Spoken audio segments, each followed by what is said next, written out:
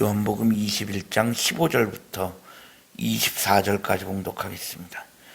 그들이 조밥 먹은 후에 예수께서 시몬 베드로에게 이르시되 요한의 아들 시몬아 내가 이 사람들보다 나를 더 사랑하느냐 하시니 이르시되 주님 그러하나이다.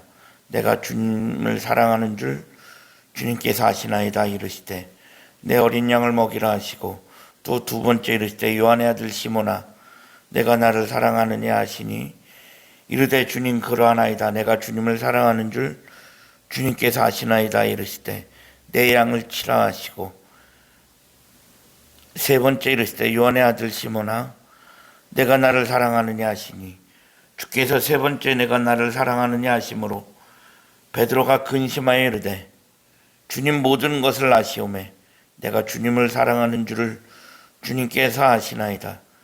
예수께서 이르시되 내 양을 먹이라.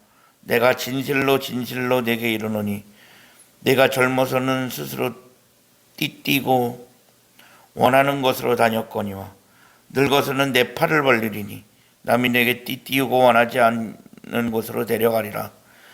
이 말씀하시면 베드로가 어떠한 죽음으로 하나님께 영광 돌릴 것을 가리키심이로라. 이 말씀을 하시고 베드로에게 이르시되 나를 따르라 하시니 베드로가 돌이켜 예수께서 사랑하시는 그 제자가 따르는 것을 보니 그는 만찬석에서 예수의 품에 의지하여 주님을 파는 자가 누구니까 묻던 자더라. 이에 베드로가 그를 보고 예수께 여짜오되 주님 이 사람은 어떻게 되겠사옵나이까? 예수께서 이르시되 내가 올 때까지 그를 머물게 하고자 할지라도 내게 무슨 상관이냐? 너는 나를 따르라 하시더라. 이 말씀이 형제들에게 나가서 그 제자는 죽지 아니하겠다 하였으나 예수의 말씀은 그가 죽지 아니하겠다 하신 것이 아니라 내가 올 때까지 그를 머물게 하고자 할지라도 내게 무슨 상관이냐 하신 것이로라. 이 일들을 증언하고 이 일들을 기록한 제자가 이 사람이라. 우리는 그의 증인이 참된 줄 아노라. 아멘. 오늘도 새로운 날을 허락하신 하나님께 감사합니다. 오늘은 주의 날 수요일입니다. 오늘 본문은 부활하신 주님께서 제자들에게 다시금 사명을 주시는 장면입니다. 주님의 부활은 그의 정체성을 확증하는 놀라운 사건입니다. 즉 예수님께서 그리스도가 되신다라는, 예수님께서 하나님의 아들이고 이 땅을 구원하는 그리스도가 되신다는 그 정체성을 분명하게 보여주는 것이 바로 부활 사건입니다. 그런데 제자들이 부활하신 주님을 만난다는 것은, 그래서 제자들의 입장에서는 부활하신 주님을 만나는 것이 기쁨이기도 하지만 베드로의 입장에서는, 베드로의 입장에서는 마냥 기쁘지만은 않습니다. 왜? 그에게는 해결해야 할 마음의 짐이 남아있기 때문입니다. 베드로는 가장 결정적인 순간에 예수님을 3번 부인했던 그 아픈 과거를 가지고 있는 사람입니다. 그 뼈아픈 과거는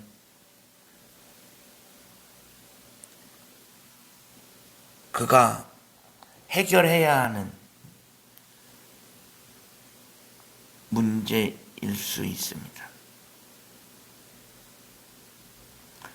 그리고 그가 앞으로 사명을 받아 예수님의 증인으로 살아가는 데 있어서 반드시 극복해야 하는 문제이기도 합니다. 오늘 본문에서 예수님께서 제자들에게 사명을 주시는데 같은 질문을 3번을 반복하십니다. 근데 사실 그 질문은 베드로라고 하는 한 사람에게 집중되어지고 있습니다. 주님께서 숯불 앞에서 생선을 구우시고 조반을 제자들과 함께 드셨습니다. 그렇게 조반을 먹은 후에 예수님께서 숯불 앞에서 베드로에게 이렇게 물으십니다. 네가 나를 사랑하느냐? 이 같은 질문을 3번 반복하고 있습니다.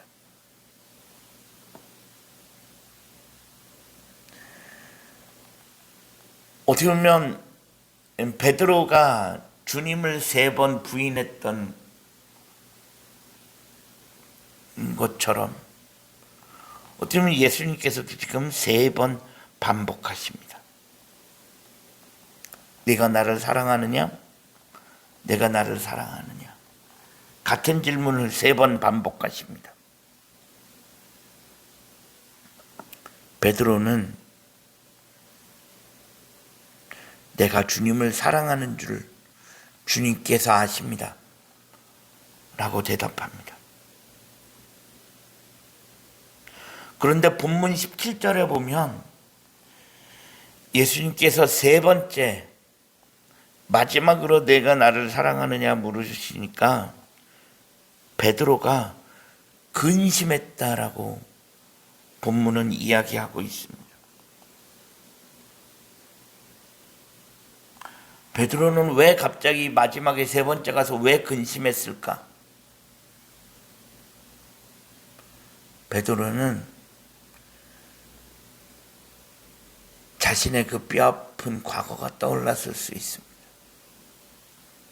그러면서 그 과거 때문에 예수님께서 내 대답을 못 믿으시는 건가?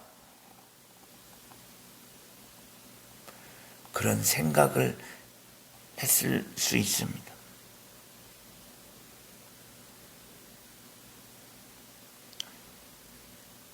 그래서 베드로가 이번에는 주님께서 모든 것을 다 아십니다. 주님 모든 것을 다 아시지 않습니까? 이것은 뭐냐면 내가 주님을 얼마나 사랑하는지 이미 다 알고 계시지 않습니까? 라는 것입니다.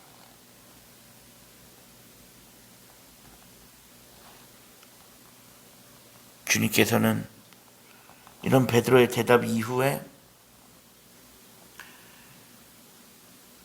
내 양을 먹이라, 내 양을 치라 이렇게 말씀하십니다. 첫 번째는 내 양을 먹이라, 두 번째는 내 양을 치라, 세 번째는 또다시 내 양을 먹이라 이렇게 말씀하십니다. 이건 어차피 같은 의미입니다. 이는 이제는 네가 나처럼 목자가 되어서 양을 보살피고 양을 보호하고 그들의 쓸 것을 채워주는 그런 삶을 살라는 말씀입니다. 그렇게 삶으로 네가 나를 사랑한다는 것을 그런 식으로 보여달라는 말씀입니다. 네가 정말로 나를 사랑한다면 목자가 되어 내 양을 돌보는 것으로 나에 대한 네 사랑을 보여달라는 말씀입니다. 사실 베드로는 물론 주님의 제자로 여기까지 왔지만 솔직히 자기 하고 싶은 대로 살았던 사람이라고 할 수 있습니다. 이것은 뭐냐면 주님의 제자이지만 2% 부족했다라는 거예요. 주님의 제자라면 자기 하고 싶은 대로 사는 게 아니라 주님이 하라는 대로 살아야 하는 사람인데, 사실 베드로는 지금까지는 주님의 제자이면서도 어떻게 보면 내가 하고 싶은 대로 살았던 사람이라 할 수 있습니다. 그런데 이제는 그런 삶에서 벗어나서 내 양을 먹이고 내 양을 치는 진짜 주님의 제자로, 지난날에 부족했던 2% 부족한 것 채우고 너의 그 뼈아픈 과거에서 벗어나서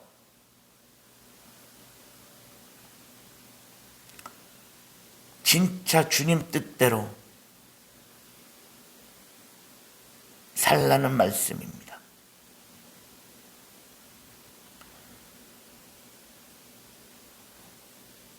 제자였지만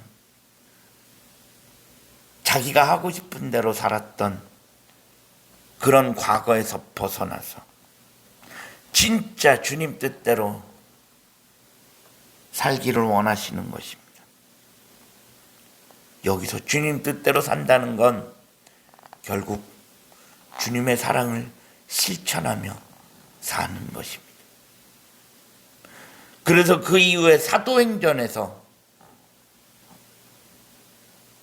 볼 수 있는 베드로의 모습은 이전까지는 전혀 다른 그런 베드로의 모습이 사도행전에 담겨져 있습니다. 2% 부족했던 것 채워서 진짜 주님의 증인으로, 부활의 증인으로 베드로는 그렇게 살아간 것입니다. 마지막 때를 살아가는 우리가 주님의 증인으로, 부활의 증인으로 그렇게 살아갈 수 있는 우리 모두가 되어질 수 있기를 주님의 이름으로 간절히 축원합니다. 기도하겠습니다. 하나님 감사합니다. 지난밤에도 편안한 쉼을 주시고 오늘도 새로운 날을 허락하신 하나님께 감사합니다. 내 양을 먹이라 내 양을 치라 말씀하시는 그 주님의 말씀을 기억하며 마지막 때 진정한 주님의 증인으로, 부활의 증인으로 살아갈 수 있는 우리 모두가 되어질 수 있게 하여 주옵소서. 예수 그리스도의 이름으로 간절히 기도합니다. 아멘.